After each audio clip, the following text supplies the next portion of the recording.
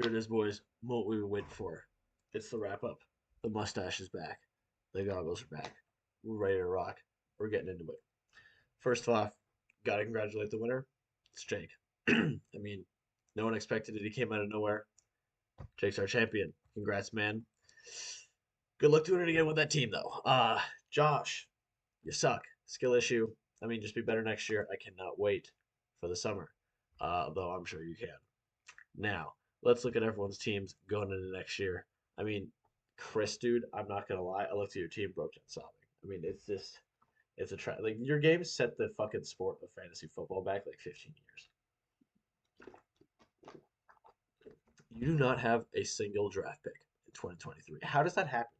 I mean, I get you won, but like, let's be honest, that shit was kind of lucky. You scored like less than 70 points in the first week, and now your team is terrible. You are so unbelievably fucked. I mean, I'm just looking at your team, man, and like Brock Purdy is your starting quarterback for the foreseeable future.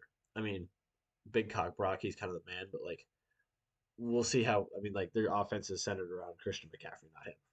Now we have like nobody. You have Cade Otton as your starting tight end, and Baker Mayfield is on your roster. I mean, I feel like that's really all there is to say about that. I mean, it hurts. It hurts to look at. Now everybody else is kind of in like a significantly higher tier than that because everybody at least has youth or picks. Chris, unfortunately, you have neither, but everybody else has at least a little bit of a mix of the two of those. Um, so the order here, I kind of went like Jake, Thomas, Luke, me, Josh, Alex, Kyle, and then Nate. With Liam and Nate are kind of like all of us besides Liam and Nate are kind of in their own tier. I'm not really going to go through the rest of us too much because I mean, Alex especially is high up there, but everyone's either got like either youth or some draft picks or either a good enough team that'll carry them for another few years. No one is really in like a horrible situation, and no one besides really like the top three. I guess Kyle's kind of in there too. With have spectacular situations. So Nate for four first round picks, he's got youth. I mean, if he drafts well, he could and those picks work out. He has the potential for a ridiculous team in like the next 2 years. And I mean, Liam, I mean, we all know we got cheese this year. It was hilarious climbing on him for it. I enjoyed it as much as the next guy. But he does realistically have kind of an insane team behind there. So we'll see if those guys can actually stay healthy and he can turn it around next year. Now let's start getting into some of the highlights from the season. Some of the best moments, some accolades for people who did well. We're going to start off with the top three scores of the year. Number one was Thomas, week 5 against Jacob, who actually was the number two scorer that week with 138.26. But Thomas put up 168.48. And that was with Gerald Everett only scoring point 0.7. So that's pretty ridiculous. That's 13 points higher than second place. That's a ridiculous score, Tom. Although nothing, I don't know that anyone will ever top my 215 in redraft last year, but a little bit of a different format. Now, I was number two scorer, week 12 against Thomas, actually, with 155.22. And that was with Josh Jacobs' 45-point game. With Thomas, he just had like Derrick Henry. Like a lot of people just did really well. He had like Derrick Henry at 30, Devontae Adams had 30, Eckler had 30. Um, he just had like a bunch of like consistent, really high stuff. I did too, obviously, but I had the Josh Jacobs 45-point game with the 80-yard touchdown run in OT. And number three is Nate, actually. Nate with 153.02. That was the Jared Goff, TJ Hawkinson game, where Goff put up 34 and Hawk put up 36. And unfortunately, it was against me in week 4, which led to me getting started on my Snapchat part of the story. Anyways, so that the top three lowest scores. Now you're really not gonna ever guess who this fucking is. It's Chris at number 1 and number 2, and almost at number 3 actually. Chris 54.1 in week 11 against Nate with one donut cut coming from Kyler Murray who just didn't play that week. Uh, and then number 2, Chris at 56.32. That was week 1 against Luke.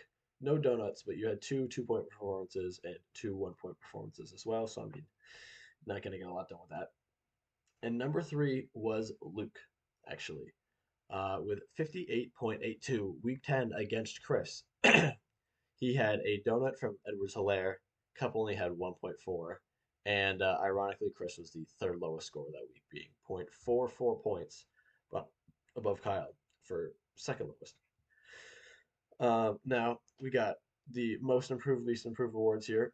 So most improved award. I mean, I feel like it's got to be me. I had one game. I won like one or two games last year, and then turned around mid playoffs. You got to trust the process. Jalen Hurts is basically Joel Embiid. Least improved is going to go to Luke actually.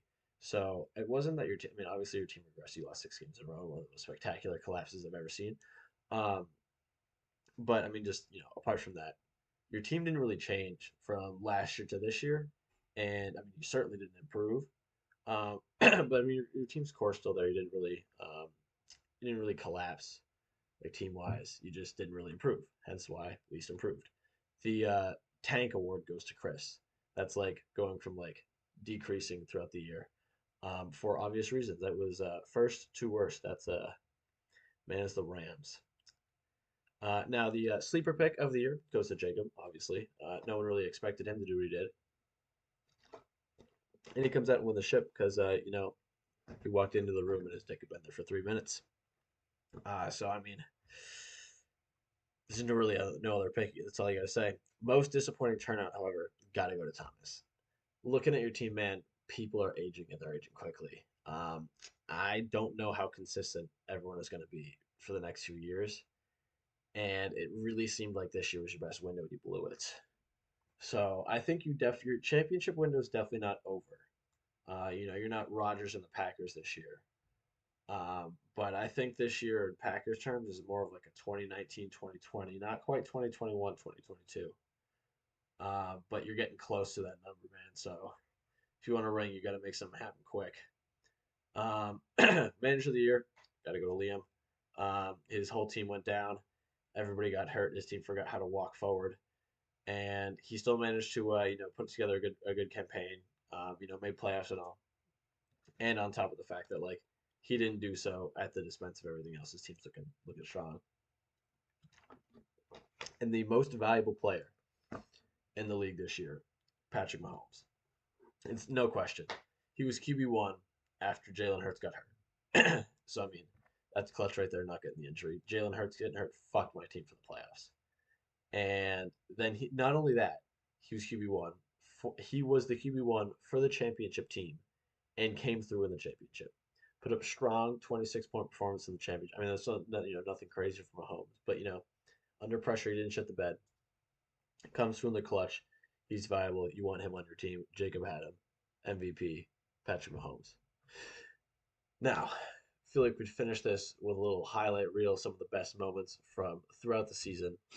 So, number one, it's got to be the Luke collapse. That is what we saw this year, guys. Like, I don't know legitimately if I will ever see again. Going from 6-2, dominating the league. Like, you were close to some of those highest scores. You weren't quite there, but you got close. You had a couple 150s. Just dominating. You were still high up in points for at the end of the year. And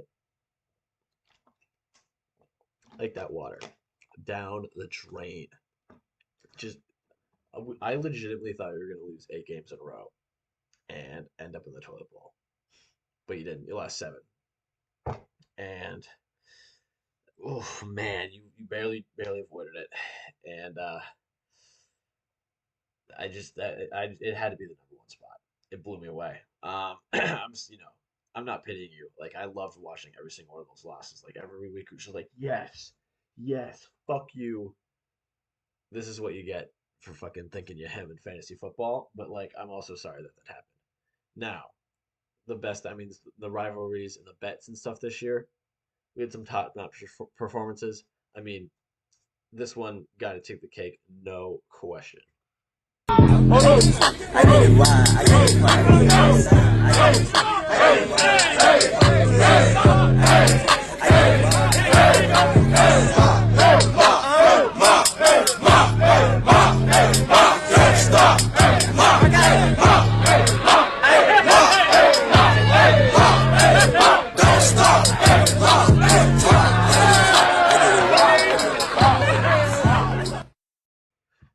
I mean, Jacob, that might be the single most hype thing. Like, dude, when I saw that, like, I lost my mind. I'm not even gonna lie. Like, I was fucking. It blew me away. I was so fucking hyped, dude. And I showed my friend Covey, bro, and we had these fucking team study nights. Showed my friend Covey. The first thing he said was like, "Bro, he pulls hella bitches, doesn't he?" And I was gassing him. I was like, "Yeah." I was like, "My boy's him." You know what I'm saying? I mean, he gets some room to work. No, I'm just kidding. No, I mean number two, Nate Striptease. That was legendary. I mean, you committed to it. You had the roommates helping with the lights. You had the fucking you were riding in between. It was kind of hot. You know, it was great, Nate. It was top notch performance. You love it. I mean, you took the loss like a man. Now we had a few other small. I mean, those are like two major. You know, I got sturdy. There was a few other things. Um, but you know, we had really had to highlight the top two there. Now, the gayest name of the year goes to Nate. I mean, no question. Like, that's a terrible pun. It's gay. That's why the gayest name of the year. Like, whoever told you that that needs to be your name, you gotta lose the number, man. Like, I can't believe it. How are you just walking around like, yeah, this is I'm stepping with this shit, man. It's I mean, frankly, it's embarrassing. You gotta do better. Um, you know, it's just tough to look at. Now, I best name. I mean, there wasn't really like I'm Liam's an honorable mention here. The retarded rules is really fucking funny, but you ripped off AB. Um, other than that, I mean, I feel like the rest of our names pretty valid. No real top stand out there. Now, another thing. I mean, we already brought it up, but Liam's team forget like the amount of injuries that one man sustained was just kind of insane. You know, it happens usually to one person every year. We have Nate's insane blowout that he suffered after like the week of the craziest shit talk I've ever seen. Like, dude was just he was just hitting hard. And then, well, I was basically Randy Orton. That just had to be brought up. And I mean, cap it off here. Final thing. I know we already brought it up, but Jacob won a goddamn championship, and we get to fucking watch Josh play the recorder in a dress while we all drink in Boston. I mean, that's all there is to say. Absolutely fantastic season, boys. Can't wait till next year. With that, that's Mustache Jimbo signing off until week one, 2023.